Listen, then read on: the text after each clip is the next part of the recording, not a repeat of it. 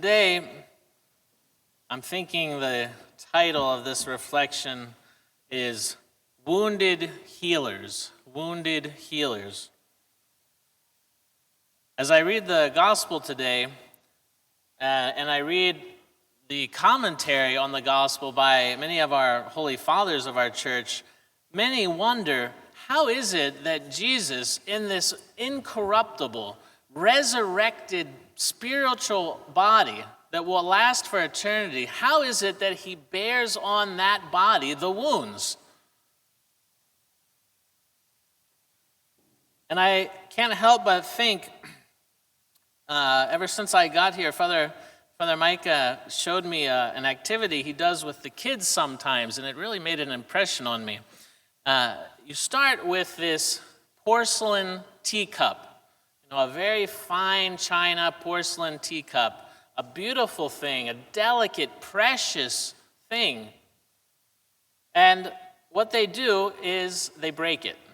I even thought about, in my mind, of having this teacup to show you and then dropping it on the floor just to make sure everyone was awake. But then I thought, we just redid the floors, I don't want to risk it. But just play along with me. Imagine that you're really awake now because I just dropped this teacup on the floor, this porcelain teacup. It's shattered into pieces. And then what do the kids do with it in this exercise? They take this kind of liquid gold, a kind of heated gold somehow, and they use that gold to glue the pieces back together. So that in the end, once it's dried, you can see this teacup. It looks the same as it did before, the same shape, except at all the places where the cracks were, there's this radiant gold kind of scar on the teacup. And it's actually a Japanese art, and I won't even attempt to pronounce what it's called, but it's actually a Japanese art. And this made a real impression on me. And every time I think about this gospel reading, and why is it that Christ still bears these scars, these wounds on his resurrected body, I can't help but think of this teacup. I've mentioned before about this figure of Thomas in today's gospel. Even people who aren't Christian, people who don't know the Bible, one of the characters they'll be most familiar with is Doubting Thomas. Doubting Thomas. We hear this phrase used, but unfortunately, it's really a mischaracterization of Thomas. There's a lot that we tend to misunderstand about him. We think that Thomas will not believe until he has empirical proof.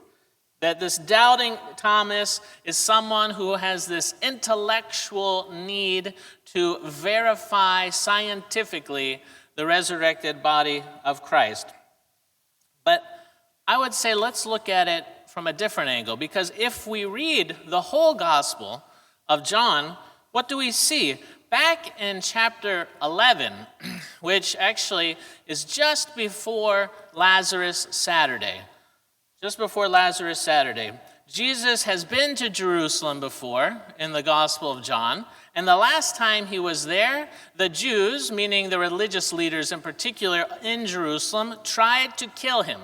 They tried to have him stoned. And what's it say in John 11:8? Jesus learns that Lazarus is sick, and he tells his disciples he's going back to the area of Jerusalem. Bethany is just outside Jerusalem. He's going back to heal Lazarus. And the disciples said to him, John 11:8, Rabbi, lately the Jews sought to stone you, and are you going there again? Jesus says, yes, he must go back and he must raise Lazarus. And so Thomas then, in verse 16, says, Then Thomas, who is called the twin, said to his fellow disciples, Let us also go, that we may die with him. Does this sound like someone who has a lot of doubt about Jesus? He's the first one willing to go and die with him. And then we're talking about perhaps Thursday before Lazarus Saturday. So we're talking maybe 8, 9, 10 days pass. So that kind of faith that he was willing to go die with his teacher, his mentor, all of a sudden it changed so much that he needs all this empirical proof about Jesus. I think that's the way our minds tend to think about it as moderns who desire intellectual, scientific, material proof. But I think this would be anachronistic to read back into Thomas. Instead, I think we should view Thomas as someone who is not searching for intellectual proof, but is searching for comfort. He's searching for healing.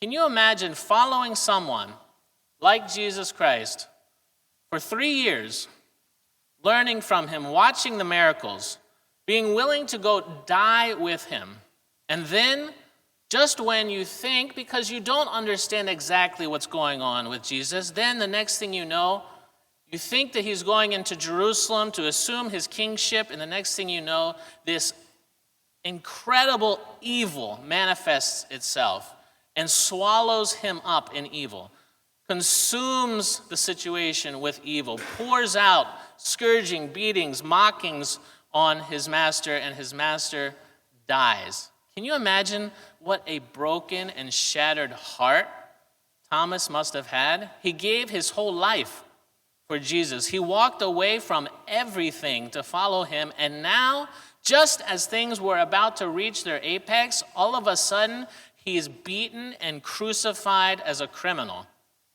Thomas is shattered. He's not looking for intellectual proof. He's looking for his heart to be healed.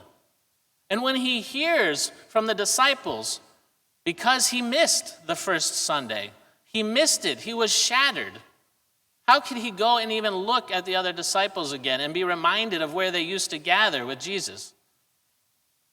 When the disciples tell him, the risen Lord appeared to us, Thomas doesn't want to believe, not because of his intellectual doubts and curiosity, but because he can't dare to hope again. He can't dare to love again.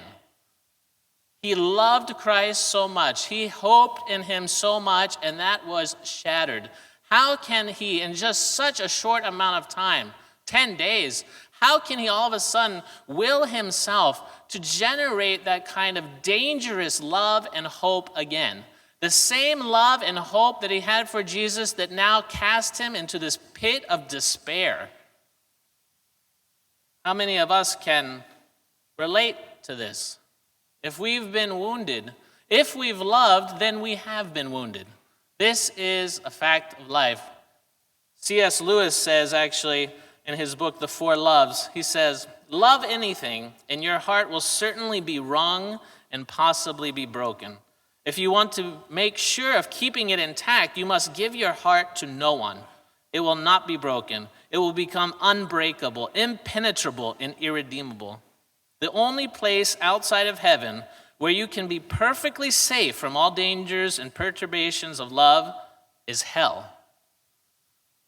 Thomas can't will himself to believe again. He can't will himself to hope again that there can be light when all he feels is darkness. He's in terrible grief. He needs healing. He has an anguished and weeping heart. And Christ, when he comes and shows him his side and invites him to place his fingers in the side, in the wounds, Christ isn't bringing him proof. He's bringing him healing. Healing. Jesus' wounds are what comfort and heal Thomas. St. Nicholas Kavasilas, that great saint of our church, he says, who has ever been seized by such a mania of love for anything beautiful, so that because of it, this mania of love, he not only willingly allows himself to be wounded by the object of his love without swerving from his affection toward the ungrateful one, but even prizes the very wounds above everything. Jesus prized his wounds. All of the evil poured out on him during Holy Week, during his passion, all of this evil that came from mankind, his creation, which he assumed he became man to save the very men who were beating him and scourging him. And despite this, he could not be swayed from his purpose. His love conquered over evil. And by daring to do that, it wounded him. It wounded him, but he cherished those scars.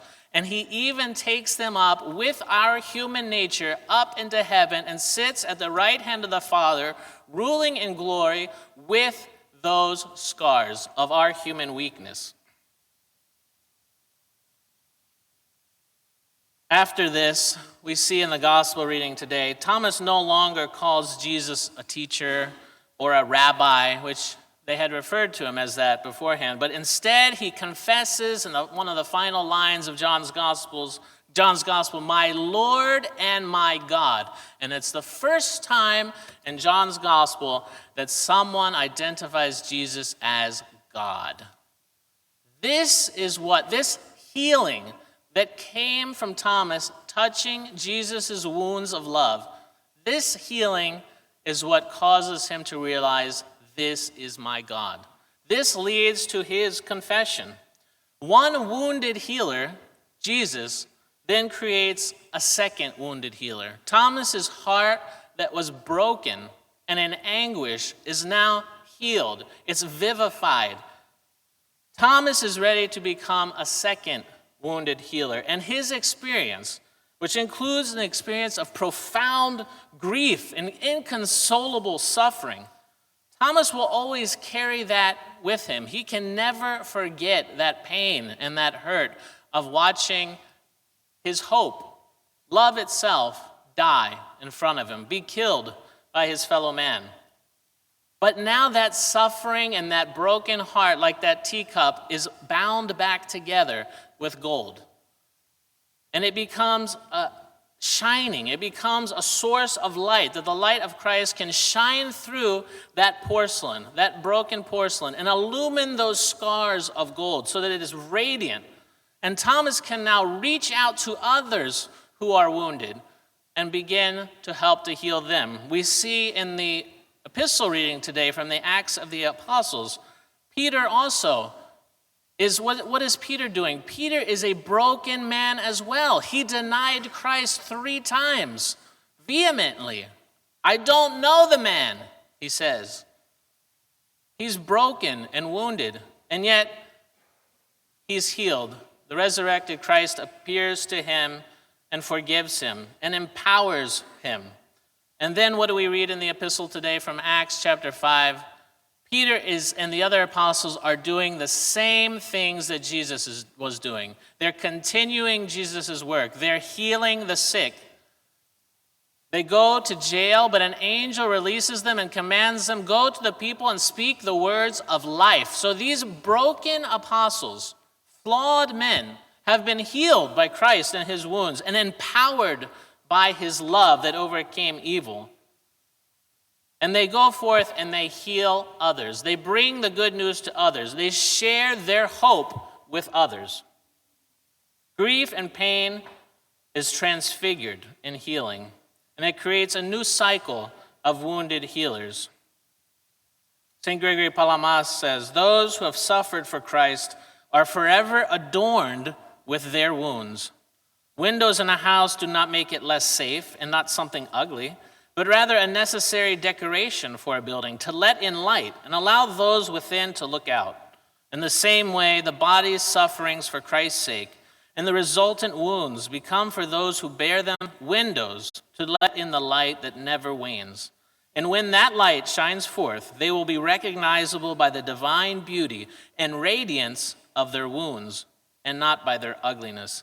Their scars will not be obliterated when suffering comes to an end, insofar as they, the suffering, the scars, the wounds, procure immortality.